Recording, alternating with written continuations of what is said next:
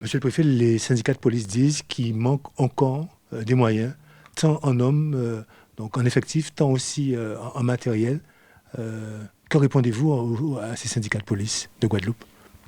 Je réponds que les syndicats sont toujours dans leur rôle quand ils demandent des moyens supplémentaires. Simplement, la réponse en termes de moyens, c'est souvent pas la meilleure réponse. La réponse, c'est une réponse en termes d'organisation, d'efficacité, de trouver effectivement les meilleures actions, les actions les plus efficaces en termes de judiciaire, en termes de renseignement. Je vous donnais l'exemple dans la question précédente de la coopération internationale. Voilà, travailler avec les policiers dominicains, par exemple, sur l'identification des réseaux, des meilleurs échanges, la rapidité des échanges, pour savoir que quand quelqu'un, sans doute, dont on soupçonne qu'il transporte des armes par de la Dominique, informer les policiers ou les gendarmes de la Guadeloupe de la possibilité d'arriver à tel endroit sur la côte, etc. Ils acceptent la coopération? Oui, tout à fait. Alors, on est en train de signer effectivement un document de coopération conjointe. Voilà. Donc, je comprends tout à fait, c'est légitime que les syndicats réclament des moyens supplémentaires, mais les moyens ils existent. On a des moyens très conséquents en termes de forces de sécurité intérieure en Guadeloupe. On a plus de 1000 gendarmes, 1000 policiers, on a une antenne du GIGN, on a une antenne du RAID, etc. Voilà, donc les moyens ils existent. Simplement, il faut les organiser, il faut adapter, il faut avoir des plans d'action, il faut prendre des mesures. Voilà, très concrètement, pendant tous les week-ends du mois de mai, j'ai pris des mesures interdisant par exemple les boats de party, dont on sait que c'est un endroit, c'est un moment effectivement qui pouvait il y a quelques années être un moment familial et sympathique et qui n'est plus du tout. Voilà, donc la réponse ne peut pas être simplement en termes de moyens. Et ça, c'est la responsabilité du préfet, c'est la responsabilité des responsables de la gendarmerie nationale et des responsables de la police nationale. C'est la responsabilité aussi, parce qu'on travaille en étroite coopération avec le parquet et le ministère public, voilà, de trouver des réponses, de mettre en place un plan d'action. Parfois, c'est coûteux en moyens, mais parfois aussi, avec les moyens dont on dispose, on peut être pertinent et efficace. Au-delà du volet répression, monsieur le préfet, est-ce qu'il y a d'autres pistes pour permettre justement à ces jeunes de pouvoir s'insérer ou de se réinsérer dans la vie guadeloupéenne? Oui, la réponse répressive ou la réponse judiciaire est jamais la meilleure réponse. La meilleure réponse, effectivement, c'est d'éviter de se retrouver dans ces situations-là, c'est d'éduquer, de former, de prévenir, d'aider ces jeunes, parce que tout ça, derrière ces drames, c'est des situations de détresse, c'est des situations de grandes difficultés sociales. Voilà. Alors je crois que les élus, la région, le président du département, tout le monde est très sensible à ces sujets-là. Les maires, à travers effectivement les actions sociales qui peuvent conduire. Voilà. Il faut de la prévention, il faut de la formation. J'évoquais la question des chantiers d'insertion. Voilà, il faut pouvoir offrir à des jeunes qui se retrouvent dans ces situations-là ou qui peuvent se retrouver dans des situations-là, ouvrir d'autres perspectives que de se retrouver effectivement dans la délinquance, dans le trafic de drogue, dans le trafic de stupéfiants, et donc de leur proposer des chantiers d'insertion. Il y a beaucoup de métiers aujourd'hui, beaucoup de professions qui sont en déficit de compétences, ou en déficit tout court en Guadeloupe. Voilà, donc tous ces jeunes qui sont, voilà, on peut leur offrir aujourd'hui des vraies perspectives sur le territoire. Voilà. Et donc la formation des jeunes, l'insertion, des outils que développent les collectivités, encore une fois les chantiers d'insertion, voilà, c'est prioritairement, avant la réponse judiciaire et avant la réponse répressive, c'est prioritairement là-dessus qu'il faut qu'on travaille. Est-ce qu'il ne serait pas aussi intéressant peut-être de rendre beaucoup plus fréquent l'opération déposer les armes, puisque je pense que c'est une opération qui est menée une fois par an ou deux fois. Est-ce qu'il faudrait peut-être la mener une fois par trimestre? On peut multiplier l'opération déposer les armes, mais quand vous êtes en face de ce type de détention, qui sont à vocation délinquante ou vocation criminelle, ce n'est pas les opérations qui marchent le mieux. Je vais vous donner un chiffre, je crois que quand on monte des opérations déposer les armes, je pense que c'est une petite dizaine ou une grosse dizaine d'armes qu'on récupère. J'étais dans un département de l'Hexagone où la même opération récupérait 1400 pistolets, 1400 fusils, parce qu'en fait on s'adressait à un public de collectionneurs, de détenteurs, de gens qui avaient chez eux des armes de la résistance ou des chasseurs, etc., qui voulaient se débarrasser de leurs armes. Donc là on récupérait beaucoup plus, 100 fois plus d'armes. quand vous proposez effectivement à des gens qui sont dans des logiques délinquantes de déposer leurs armes, il y a peu de chances qu'ils viennent spontanément dans une gendarmerie, dans une brigade de gendarmerie ou dans un commissariat de police. Bon, ça n'empêche qu'il faut le faire. Voilà, qu'il faut le faire, mais ce n'est pas forcément la meilleure piste. La meilleure piste, c'est effectivement de monter aussi des opérations de contrôle, des opérations qui permettent d'éviter, de rendre plus étanches effectivement les accès sur le territoire, portuaire, aéroportuaire, pour éviter effectivement que les armes rentrent sur le territoire.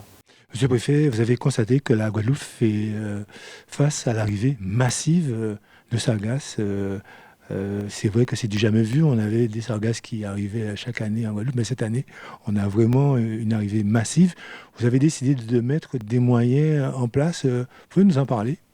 Alors, ce sont des moyens. D'abord, c'est le ministre Carinco qui, effectivement, a renforcé les moyens qui sont donnés au préfet de la Guadeloupe, au préfet de la Martinique, en matière de lutte contre les sargasses. Donc, on déploie ces moyens. Ces moyens, c'est d'abord de renforcer les outils de détection, de mesure de la qualité de l'air. Ça, c'est important. Il faut pouvoir avoir un réseau, quand vous avez des arrivages massifs de sargasses, il faut pouvoir un réseau de détection et de mesure pour protéger les populations. C'est renforcer les moyens qu'on met à disposition des collectivités pour la collecte. Et puis la troisième opération qu'on essaye de développer, qui peut-être n'avait pas encore été complètement menée jusqu'au bout, et ça, j'essaye effectivement, on essaye d'être en première ligne, c'est de développer les barrages. Voilà. On n'avait peut-être pas encore complètement exploré, alors ça avait déjà été fait, mais peut-être pas assez massivement ou assez systématiquement, voilà, cette façon, parce que les algues les plus faciles, c'est celles qui n'arrivent pas sur la côte. Parce qu'une fois qu'elles sont sur la côte, en fonction de la configuration de la côte, parfois on peut les ramasser. Quand vous avez une plage linéaire auquel vous pouvez faire accéder un camion ou un tractopelle, c'est facile. Mais quand vous êtes dans la mangrove ou quand vous êtes sur une zone rocheuse, vos moyens de collecte sont plus du tout efficaces. Voilà. Donc il faut éviter que les algues s'approchent et s'échouent sur la côte. Voilà.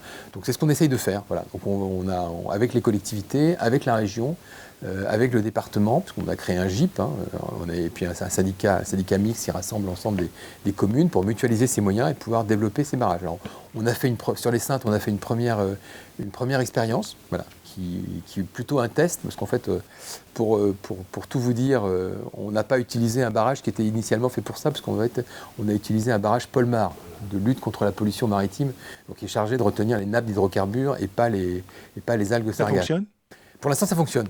Vous avez mis ça entre les Saintes, je crois, Terre de Haut. Oui, on a mis ça sur Terre de Haut, mais c'est vraiment une expérimentation. On va essayer de la poursuivre évidemment. Mais voilà, l'idée, c'est pas des barrages, c'est des barrages déviants. C'est-à-dire que l'idée, c'est de positionner. Alors, c'est toujours un peu compliqué parce qu'il faut faire des études de courantologie pour savoir où mettre les barrages, etc. Mais l'idée, c'est effectivement, c'est que les algues dérivent et plutôt que de s'échouer sur la plage, repartent dans le courant et évitent de contaminer nos côtes. Alors, certains disent que ce barrage permet justement aux algues d'aller directement à terre de bas. Donc, ces algues vont s'échouer à terre de bas. Comment vous pouvez voir ça? Voilà, non, pas du tout. On les aime bien. Non, je pense que voilà, il y a une petite inquiétude, mais c'est pas le cas. Mais c'est un vrai sujet. Effectivement, c'est pour ça que les barrages, c'est sans doute la raison pour laquelle les barrages n'ont pas été déployés peut-être systématiquement, c'est qu'un barrage, ça peut être la pire des choses si ça consiste à déplacer le problème sur un autre endroit. Évidemment, on y veille. Évidemment, c'est notre première préoccupation. On va mettre un barrage pour aller envoyer les algues d'un endroit A à un endroit B. C'est évident, mais c'est un vrai sujet parce que mettre un barrage à un endroit, si c'est pour envoyer les algues chez le voisin, on n'aura pas répondu à la question, on n'aura fait que l'aggraver. On n'a toujours pas trouvé de solution pour pouvoir utiliser ces algues et pouvoir les recycler. Il y a des recherches en matière de valorisation. Voilà. Pour l'instant, c'est encore très expérimental ou au stade de la recherche même pas fondamentale. Enfin, voilà. Mais ceci dit, il faut pouvoir trouver sans doute une solution, même si c'est des produits qui sont quand même toxiques, qui sont constitués de composés chimiques extrêmement toxiques. Donc, voilà. Donc là, pour l'instant, non, il n'y a pas de solution industrielle à une valorisation de ce type de déchets. Parlons de l'eau. En Guadeloupe, un sujet sensible. Quel est aujourd'hui l'état de santé de la distribution de l'eau, de l'institution qui est en charge de gérer l'eau? Donc, je rappelle, c'est un syndicat unique, le SMGEAG. L'État a décidé de l'accompagner, donc cette institution. Donnez-nous des nouvelles.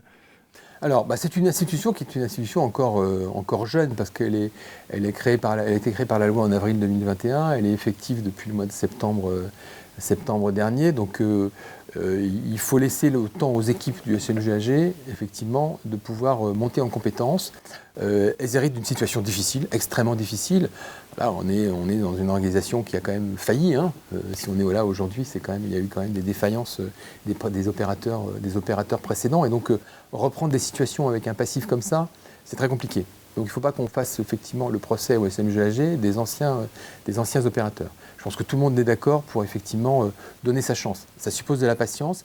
Alors c'est vrai que la patience, quand on n'a pas d'eau, quand on subit des tours d'eau, c'est difficile d'invoquer la patience.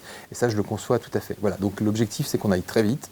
On a une équipe qui s'est constituée avec un président qui est le maire de Trois-Rivières, avec effectivement un directeur général. Il y a une assistance technique qui accompagne effectivement l'équipe de direction. Il y a des moyens qui sont mis en place par l'État, qui sont mis en place par les collectivités. Voilà. Donc il y a des investissements. Aujourd'hui, on travaille effectivement sur le renouvellement des réseaux. On essaye de réparer le plus de fuites possible.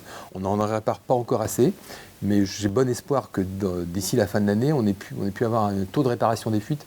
En fait, plus on répare des fuites, plus on améliore le taux de rendement. En fait, c'est un peu technique, mais plus on améliore le taux de rendement du réseau, et moins on a besoin effectivement d'effectuer ce qu'on appelle des tours d'eau, et donc de priver les gens d'eau. Voilà. Donc il faut vraiment qu'on travaille sur ce sujet-là. Il y a un autre sujet qu'il ne faut pas oublier, qui est tout aussi crucial, qui est celui de l'assainissement. Voilà. La situation de l'assainissement n'est pas meilleure que la situation de la distribution de l'eau. On en est où justement? Parce que c'est vrai qu'on a eu le cas de Saint-François récemment, où les plages ont été fermées à cause justement... Tout à fait, voilà. Donc ça veut dire qu'on en est aujourd'hui à déployer des moyens budgétaires importants qu'on met en place avec la région, avec le département, avec des outils du type fonds vert, par exemple, ou fonds exceptionnels d'investissement, donc ce sont des moyens de l'État, pour pouvoir faire des investissements et des réparations et des mises aux normes. Voilà. Donc tout le monde conçoit que ça prend du temps, que c'est difficile. Je pense qu'il faut vraiment qu'on soit tous derrière notre syndicat. Le législateur, effectivement, sans doute sur le conseil effectivement, des élus guadeloupéens, a fait ce choix. J'entends parfois effectivement des remises en cause de cette organisation. Voilà, je pense que ce serait la pire des choses. Voilà, peut-être qu'il y avait des meilleures solutions. C'est celle-là qui a été adoptée. N'en changeons pas au milieu du gué. Et c'est le SMGAG maintenant qu'il faut qu'on puisse collectivement conforter. C'est lui qui aujourd'hui nous sortira de la situation dans laquelle on est. Monsieur le préfet, lors de votre prise de fonction, vous nous avez dit lors d'une interview que votre première action serait aussi d'aller vers les communes, de rendre une visite aux maires. Alors dites-nous un peu quelles sont les impressions et quelles sont les communes que vous avez déjà visitées. Alors, pas assez. Pas assez. Alors effectivement, c'est mon objectif, mais en 3 mois, effectivement, vous êtes pris par le quotidien. Voilà. Donc, à la fois visiter les communes, et pas que les communes, mais aussi les communautés d'agglomération, les communautés de communes, et les EPCI. Voilà. Donc, je les ai pas toutes faites. Je m'en excuse auprès des maires. J'ai essayé de me rattraper dans les prochaines semaines. Voilà. Mais bon, on s'est croisé à Petit Canal dimanche. Je suis allé à Saint-François, à Sainte-Anne. L'autre jour, avec le maire de Sainte-Rose, on a passé la journée sur les projets de la mairie de Sainte-Rose, avec le maire de Trois-Rivières, etc. Voilà, donc il y a 30 communes, c'est quand même humainement, je pense que je suis en capacité d'aller visiter toutes les 32, pardon, pas 30 communes, 32 communes. Voilà. Non, ce que je retiens, c'est l'engagement des élus, c'est-à-dire qu'on a des maires en Guadeloupe. D'abord, en Guadeloupe, on a des très grosses communes. C'est-à-dire par rapport à un département de même taille en métropole, où vous avez, dans l'Hexagone, où vous avez 250 ou 300 communes, ici, en Guadeloupe, on en a 32. Ce qui veut dire que ce sont des très grosses collectivités. C'est des collectivités de 10 000 à 20 000, voire 60 000 pour les abîmes. Voilà, on est sur on n'est pas sur de la petite ville.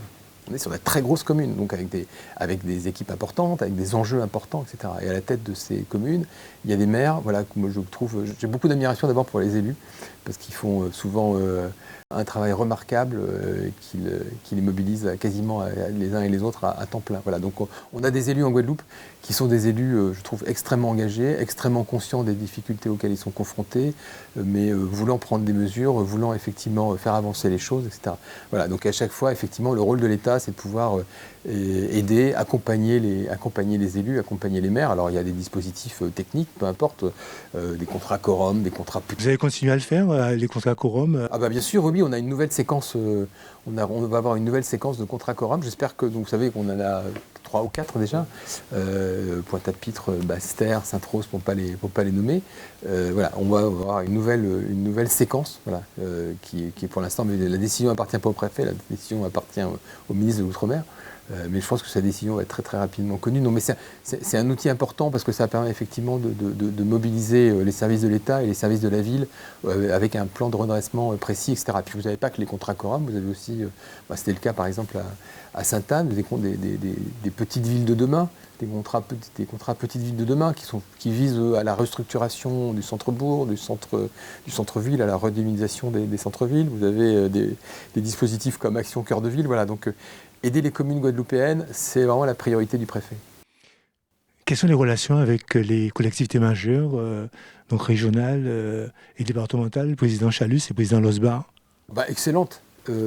Excellente parce que l'action de l'État ne peut pas se concevoir sans une coaction, une solidarité en termes d'action avec le département et la région. Voilà, donc la préoccupation du préfet, c'est sur tous les sujets. Chacune a évidemment son bloc de compétences, comme vous dites, chacune a sa responsabilité, mais sur tous les sujets, travailler en étroite collaboration avec les collectivités régionales et départementales. Que ce soit, il y a beaucoup de politiques publiques qui sont en plus partagées. On parlait du logement, on parlait de l'agriculture, on parlait de l'insertion économique, de la formation professionnelle.